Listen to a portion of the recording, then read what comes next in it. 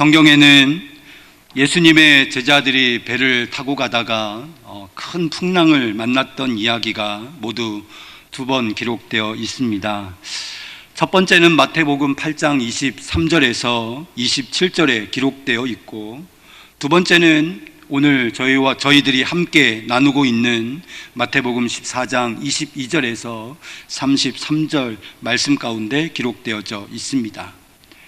오늘 말씀 속에서도 변함없이 제자들은 배를 타고 호수를 건너가다가 강한 바람과 큰 물결을 만나고 있습니다. 이로 인해서 해질 무렵에 배가 떠나기 시작했는데 밤 사경, 곧 새벽 3시부터 6시 사이를 밤 사경이라고 이야기하는데, 그 시간에 이르도록 건너편 호숫가로 넘어가지 못하고 있는, 고난당하고 있는 상황 가운데 있습니다. 그런데 오늘 말씀을 자세히 들여다보십시오. 예전에 제자들이 고난을 당했던 풍랑 사건에는 없는 두 가지를 발견할 수 있습니다. 첫 번째는 오늘 마태복음 14장에는 예수님께서 제자들과 함께 배에 계시지 않습니다.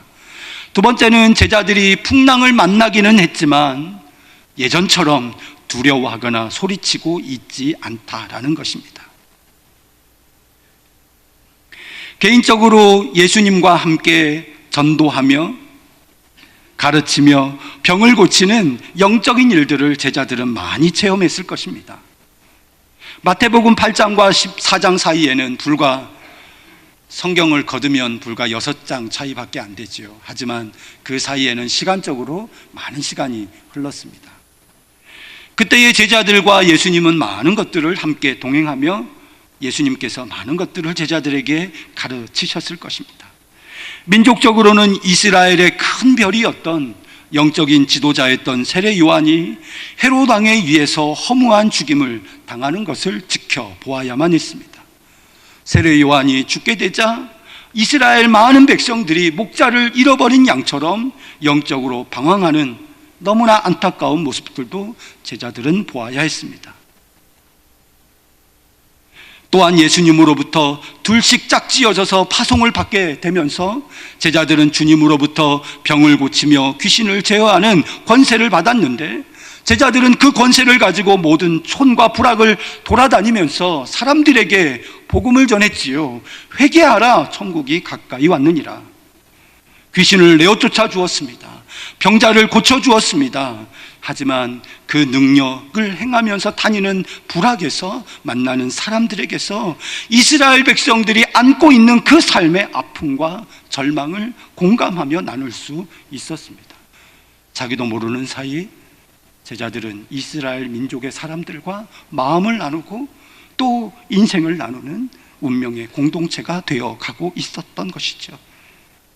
예수님에 대한 소문이 헤롯 왕에게까지 들릴 정도로 이스라엘 전역으로 퍼졌습니다. 세례 요한을 잃고 새로운 영적 지도자 목자를 찾던 수많은 이스라엘 백성들이 예수님을 만나기 위해서 몰려들었는데, 베세다 광야에는 장정만 5,000명, 어린 나이와 여자들까지 합하면 좋기 2만 명이 넘는 수많은 사람들이 운집하게 되는 일이 벌어졌습니다. 마가복음 6장에 보면 이때에 예수님과 제자들은 오고 가는 사람들이 너무나 많아서 잠깐 쉬거나 식사할 겨를도 없었다라고 기록하고 있습니다. 그럼에도 불구하고 예수님께서는 조금도 쉬지 못하셨음에도 불구하고 주님께서는 큰 무리를 보시고 목자 없는 양 같음으로 인하여 그들을 불쌍히 여기심으로 그들을 여러 가지 하나님의 교훈으로 가르치셨습니다.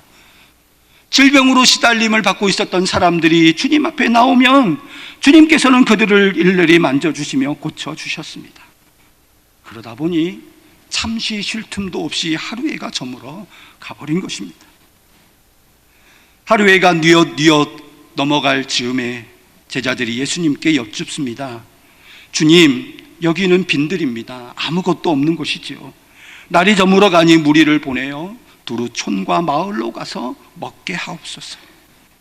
여러분, 이 제자들의 질문에 예수님의 대답이 무엇인지 혹 아십니까? 예수님께서 뭐라고 말씀하셨을까요? 갈 것 없다. 너희가 먹을 것을 주어라. 주님께서 제자들에게 말씀하셨습니다. 여기에 큰 영적인 의미가 있는데 이 부분은 나중에 다루도록 하겠습니다. 예수님의 말씀을 들은 빌립은 한 사람에게 조그만 떡 한 조각씩 돌아갈지라도 200데나리온 이상의 돈이 필요하다라고 금방 계산해 내었습니다.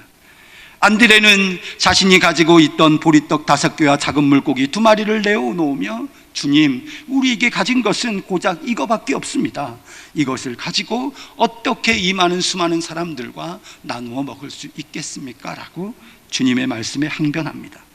그런데 예수님께서는 작은 보리떡 5개와 물고기 2마리를 가지고 하늘을 우러러 축사하시지요. 다시 말하면 하늘을 우러러 하나님 앞에 간절히 기도하였다라는 것입니다. 그리고 많은 사람들에게 조그만 것을 나누어 주기 시작했는데 놀랍게도 2만 명이 넘는 사람들이 배불리 먹고도 충분히 남게 되는 기적이 나타나게 된 것입니다. 제자들이 남은 조각들을 다 모아 보았더니 12광주리가 가득 차 넘쳤다라고 성경은 보고하고 있습니다. 이 일을 마치신 예수님께서는 즉시 제자들을 재촉하셔서 자신이 무리를 돌려보내는 동안에 배를 타고 앞서 건너편으로 건너가도록 하셨습니다. 이 일을 두고 많은 분들이 제자들이 백성들과 함께 예수님을 왕으로 세우고자 하는 이 세상적인 일에 함께 휩싸이게 될까봐, 제자들의 연약한 믿음 때문에 이 세상 일에 편승되어 버릴까봐 예수님께서 서둘러 제자들을 호수 건너편으로 보내셨다라고 많은 분들이 이렇게 이야기도 하지만, 그 말씀이 전혀 틀린 것은 아니겠지만 요한복음 6장 15절 말씀을 들여다보면 오병이어의 기적을 경험한 사람들이 예수님을 억지로 붙들어서 임금을 삼으려고 하는 그러한 노력들이 있습니다. 하지만 요한복음에 보면 예수님은 제자들을 군중들과 함께 놔둔 채로 자신은 홀로 산으로 떠나버리셨다라고 기록하고 있습니다. 또한 마가복음 6장 31절에 보면 예수님께서 음식을 먹을 겨를도 없는 제자들에게 말씀하시기를 너희는 따로 한적한 곳에 가서 잠깐 쉬어라 라고 말씀하신 것이 있습니다. 이 모든 것들을 종합해 보게 될 때 주님은 굶주렸던 백성들이 배불리 먹인 후에 예수님을 붙잡고 우리의 왕이 되어달라고 간청하는 백성들이 있었지만, 그 백성들은 자신이 이제 책임져서 다 돌려보낼 터이니 지금까지 한순간도 쉬지 못했던 너희 제자들은 서둘러 강 건너편으로, 호수 건너편으로 건너가서 너희는 그곳에서 쉼을 가져라 라고 주님께서 제자들을 아끼시는 마음으로 먼저 보내셨던 것을 알 수 있습니다. 그리고 예수님께서는 기도하시기 위해서 홀로 산으로 올라가셨습니다. 그런데 예수님과 동행하지 않은 제자들의 배가 큰 풍랑을 만나서 고전하게 된 것이죠. 베드로를 비롯한 제자들이 갈릴리 바다에서 태어난 사람들입니다. 그곳에서 그물을 던지며 자라난 잔뼈가 굵은 어부들이었지만 풍랑이 얼마나 거칠었던지 해질녘에 떠난 배가 밤 사경에 이르도록 건너편에 다다르지 못하고 있었습니다. 사랑하는 성도 여러분, 예수님께서는 마태복음 8장에 기록된 첫 번째 풍랑을 통해서는 예수님과 함께하는 인생은 결코 안전하다, 전혀 불안하지 않다, 예수님께서 책임져 주신다라는 진리를 우리에게 가르쳐 주셨습니다. 그렇다면 오늘 말씀 두 번째 풍랑을 통해서는 우리에게 어떠한 말씀을 가르쳐 주고자 하시는 것일까요? 첫 번째입니다. 여러분, 저를 따라하시기 바랍니다. 순종하는 자에게는 고난이 있습니다. 순종하는 자에게는 고난이 있습니다. 이것을 예수님께서 가르쳐 주고자 하셨습니다. 성도에게는 고난이 있다라는 것입니다. 더 한 걸음 나아가서 예수님의 뜻을 이루어 드리고자 하는 자, 예수님의 마음을 기쁘게 해 드리고자 자신의 온몸을 헌신하며 드리는 제자의 삶을 살고자 하는 자, 그들에게는 고난이 있기 마련이다 라는 것입니다. 24절의 말씀을 보면 바람이 거스름으로 물결로 말미암아 고난을 당하도다라고 기록하고 있습니다. 주님께서 가라고 하신 목적지가 있는데 그 목적지로 가려고 하니 바람이 마주쳐 불고 물결이 일어나므로 한 발자국도 나갈 수 없었습니다.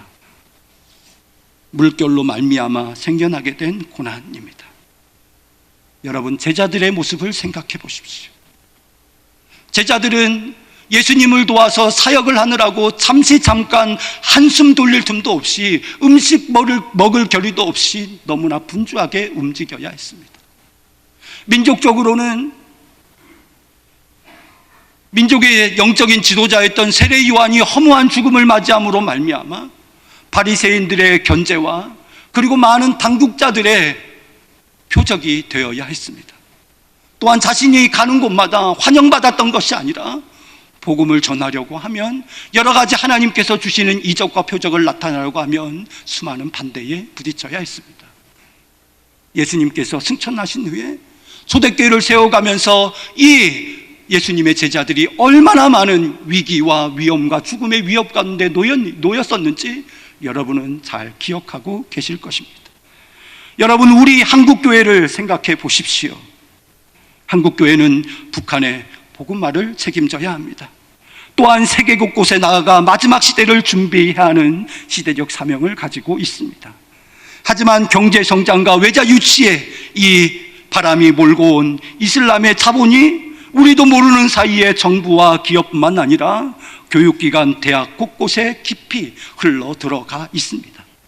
어느덧 우리나라 5대 도시뿐만 아니라 중소도시에서 이슬람의 모스크가 세워지고 있습니다. 인권 보장이라는 미명하에 밀려 들어온 동성애의 물결이 청소년들의 이성적인 가치관을 흐려놓고 있습니다. 여러 가지 자신의 개인의 권리를 보장해 준다는 그 미명 아래 가정이 흔들리고 있고 교육이 흔들리고 있고 우리의 믿음과 신앙의 근간까지도 흔들려 놓으려 하고 있습니다. 동성애자들은 성경에 동성애를 탄압하는 내용이 들어있다고 하여 성경 인쇄를 막아달라는 민원을 넣고 있다라고 합니다. 한국교회의 미래가, 한국교회가 하나님께서 주신 예수 그리스도께서 주신 그 뜻과 그 목적지까지 우리가 나아가야 할 텐데, 순종하며 나아가야 할 텐데, 이와 같은 물결, 세상의 물결, 세상의 고난으로 말미암아 어려움에 처해 있다라는 것입니다. 여러분의 믿음은 어떻습니까? 여러분의 가정은 어떻습니까? 여러분의 자녀들과 우리 사랑하는 교회는 어떻습니까? 하나님께서 가라 하신 믿음의 길, 가라 하신 순종의 길에는 고난이 있다라는 것을 여러분 기억하시기를 바랍니다. 하지만 우리는 성경을 들여다보면서 조금의 희망을 갖게 됩니다. 이스라엘 백성들이 출애굽하여 홍해를 건너 광야 땅을 건너 가나안 땅으로 들어가는 그 과정을 보면 이스라엘 백성들이 순종을 잘했거나 믿음의 백성이어서 그 땅에 들어간 것이 아니라는 것을 우리는 발견할 수 있습니다. 이스라엘 백성들이 홍해를 건너기 전에 홍해가 그들 앞에 있을 때에 그들이 얼마나 하나님과 모세를 원망했는지 여러분은 아실 것입니다. 하지만 하나님의 능력으로 홍해를 가르심으로 이스라엘 백성들을 홍해를 지나 나오게 하셨을 때에 다시 하나님께서는 홍해를 닫으심으로 이스라엘 백성들이 예전에 살았던 죄악의 장소로, 우상숭배의 장소로 돌아가는 그 길까지도 주님께서는 막아버리셨습니다. 그리고 이스라엘 백성들을 하나님의 백성으로, 부족하지만 연약하지만 목이 곧은 백성이지만 하나님의 백성으로 붙잡아 주셨고 책임져 주셨고 인도해 주셨다라는 것입니다. 광야 땅은 메말랐습니다. 광야 땅은 목마른 곳이었습니다. 하지만 40년 동안 주님께서는 만나로 이스라엘 백성들의 양식을 책임져 주셨습니다. 반석을 깨뜨려 그곳에서 물이 솟아나게 하심으로 이스라엘 백성들의 목마름을, 갈증을 해소해 주셨습니다. 그리고 가나안 정복의 과정들을 지켜보십시오. 가나안 정복의 과정을 통하여서 이스라엘 백성들은 하나님께서 이스라엘 백성들을 위해서 싸우시는 하나님을 경험하였을 것입니다. 또한 부족하고 연약한 이스라엘이지만 신실하게 하나님의 약속을 지켜주시는 신실하신 하나님을 경험하게 되었던 것이죠. 우리에게도 마찬가지입니다. 우리 또한 우리의 믿음을 짚어보게 될 때에 우리는 얼마나 연약한 믿음을 가지고 있는지 모릅니다. 시시때때로 주님을 외면하기도 하고, 시시때때로 우리의 마음에 들지 않을 때는 하나님 앞에 우리의 목을 곧게 하기도 합니다. 하지만 하나님께서 우리를 붙잡아 주시고 우리를 책임져 주심으로 고난과 환난 가운데서 이겨내게 하시고 하나님께서 가라 하신 그 목적지까지 인도해 주실 것임을 믿는 것은 우리의 믿음 때문이 아니라 하나님의 신실하심이, 하나님의 온전하심이, 하나님의 놀랍고 크신 사랑이 우리와 함께하고 계심을 믿기 때문입니다. 사랑하는 성도 여러분, 주님을 바라보며 주님께서 우리와 함께 하심을 믿으면서 우리에게 불어닥친 이 시대적인, 우리에게 불어닥친 우리의 상황, 우리의 환경적인 어려움과 고난 앞에서 굴복하는 자가 아니라 하나님께서 가라 하신 그곳까지 순종의 믿음으로 달려나갈 수 있는, 고난을 능히 기쁜 마음으로 감내할 수 있는 여러분들이 되시기를 주님의 이름으로 간절히 축복합니다. 두 번째입니다.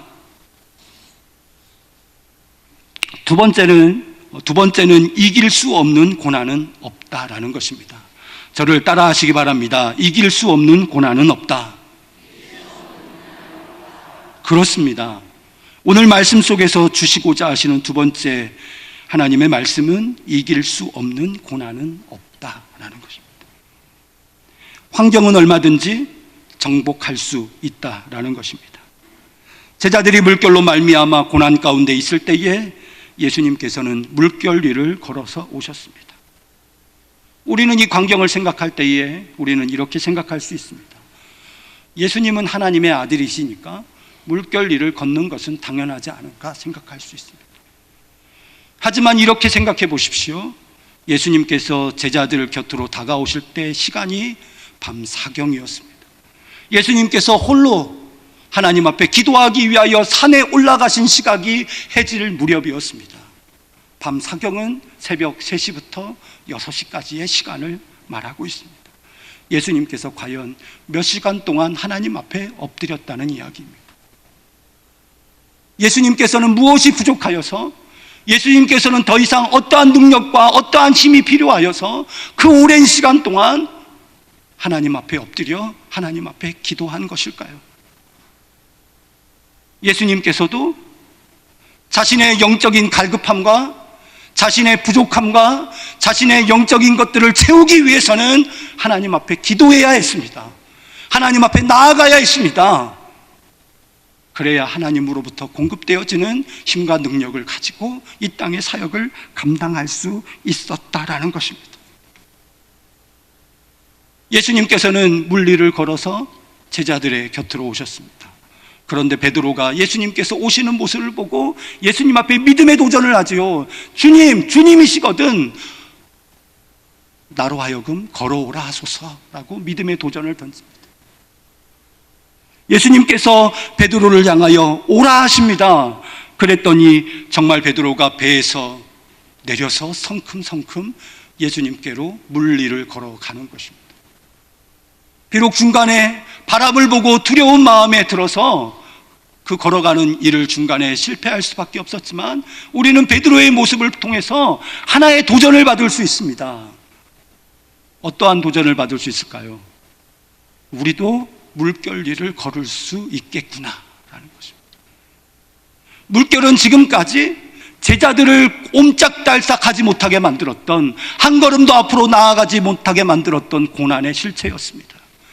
그런데 예수님께서 그 물결 위를 걸어오시는 것을 베드로가 보았고, 베드로가 예수님 앞에 위대한 믿음의 도전을 던짐으로 말미암아 나도 예수님처럼 물결 위를 걸어가고 싶습니다. 지금까지는 물결에 갇혀서 우리가 한 발자국도 앞으로 나아갈 수 없었지만 주님께서 물결 위를 걸어오셨던 만큼 나도 이 물결 위를 걸어서 앞으로 나아가고 싶습니다. 베드로가 예수님 앞에 도전하였을 때에 예수님께서 오라 하셨고 그 말씀을 붙잡은 예수님께 집중한 베드로는 그 환경 물결 위를 걸어서 예수님 곁으로 나아갈 수 있었다라는 것입니다. 사랑하는 성도 여러분, 언제 고난을 극복할 수 있겠습니까? 언제 여러분을 우겨싸고 있었던 고난의 조건, 환난의 조건, 근심의 조건들을 언제 이겨내고 그 위를 걸어서 주님께서 걸으셨던 것처럼 그 위를 걸어가는 참된 자유함을 누릴 수 있겠습니까? 주님처럼 하나님 앞에 기도할 때 가능한 줄로 믿습니다.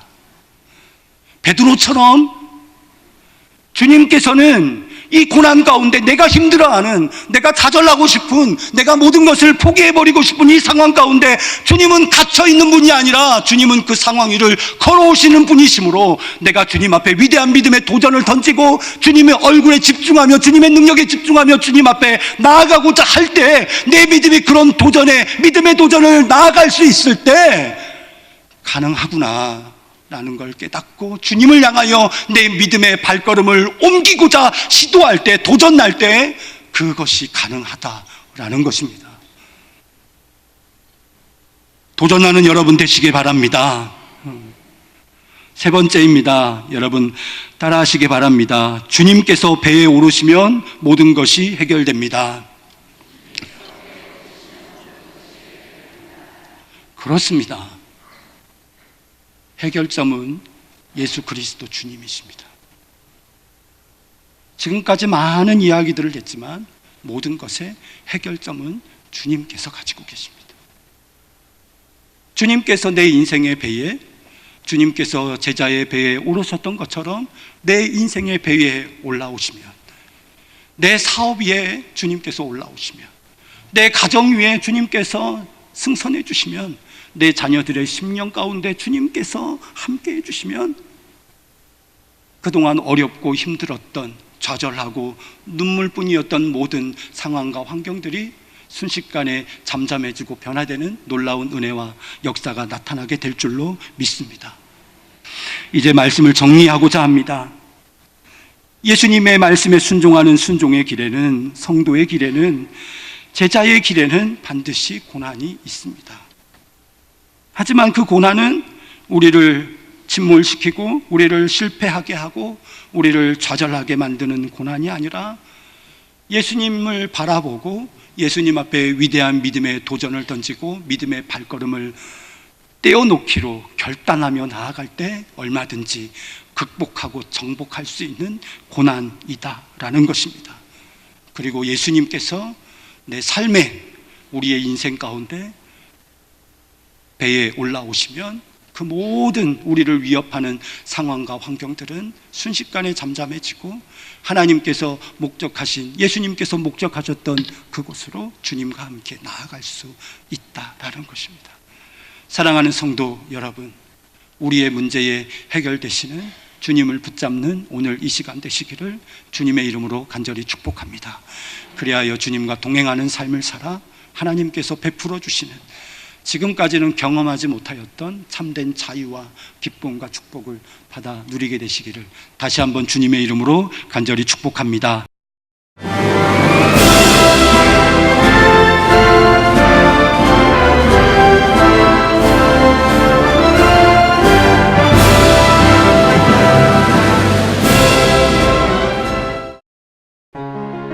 제16회 CBS 전국 청소년 음악 콩쿠르가 9월 19일 청주대에서 열립니다. 청소년 음악 콩쿠르는 초, 중, 고, 대학 일반부로 나누어 피아노와 관악, 현악, 성악, 작곡 부문별로 재능을 겨루게 됩니다. 대상에는 문화체육관광부 장관상과 500만 원의 상금이 주어지며 각 부문별 최우수상에는 100만 원의 상금이 주어집니다. 신청은 8월 24일부터 9월 6일까지며 자세한 사항은 청주 CBS로 문의하시기 바랍니다. 청소년 여러분의 많은 참가를 바랍니다.